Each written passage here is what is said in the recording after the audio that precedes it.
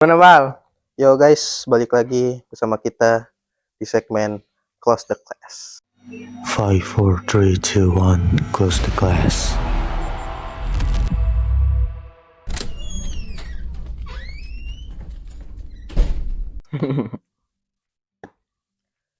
Kali ini di segmen baru kita pulang sekolah dan teman saya yang tidak masuk ini ya, baru saja lagi sakit. Kita emang lagi berdua lagi nggak enak badan. Ya mohon maaf kalau suaranya lagi agak bindeng.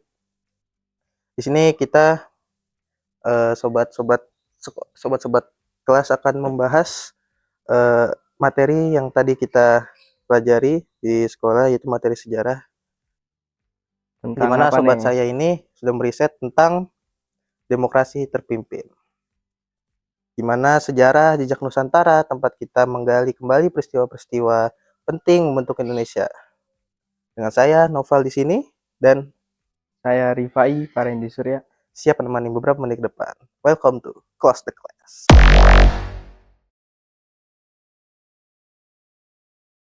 Gimana nih Pai? Yang setelah gue seluruh riset tentang perjalanan demokrasi terpimpin ini, apa yang udah lu dapetin? Jadi itu perjalanan kita dimulai pada tanggal 5 Juli 1959.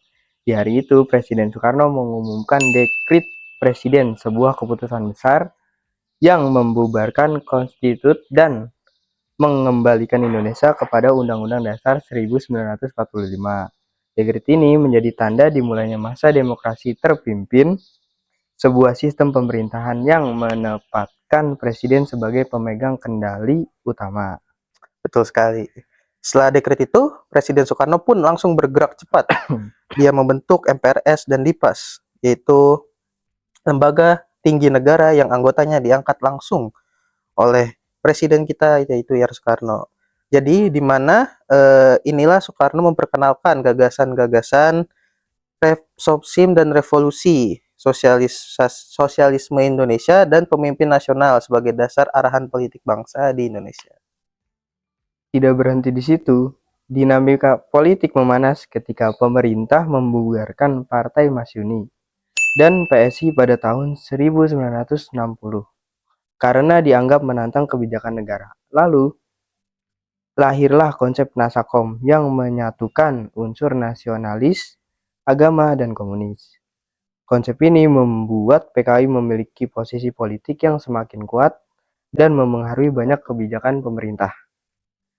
Di kancah internasional sendiri, Indonesia tampil sangat agresif di masa ini. Dimulai dengan konfrontasi merebut Irian Barat, yang dimana itu adalah negara boneka buatan Belanda, yang akhirnya berhasil dengan melalui perjanjian New York pada tahun 1962. Namun, sikap tegas ini berlanjut ke konfrontasi Malaysia di internasional lagi pada tahun 1963. Ketika Indonesia menolak membentuk Federasi Malaysia. Bahkan pada tahun 1965, Indonesia keluar dari PBB sebagai bentuk protes politik kepada dunia. Di balik panggung politik yang panas, kondisi ekonomi rakyat justru semakin sulit. Inflasi melambung tinggi hingga ratusan persen, dan kebutuhan pokok menjadi mahal. Ketegangan ekonomi dan politik ini akhirnya memuncak dengan terjadinya peristiwa G30 SPKI pada tahun 1965, terpimpin dan mengubah arah perjalanan Indonesia untuk selamanya. Itulah rangkaian cerita di mana pergantian masa dari mana demokrasi liberal ke demokrasi terpimpin ini, masa demokrasi terpimpin ini gimana, apa yang terjadi di demokrasi terpimpin ini, terus masa yang penuh gejolak, namun syarat pelajaran bagi bangsa Indonesia. Sekian, terima kasih untuk podcast kali ini. Itu materi yang telah disampaikan oleh Ripai juga cocok sama yang tadi di kelas. Jadi sekian saja untuk kali ini. Saya Noval. Saya Rifai.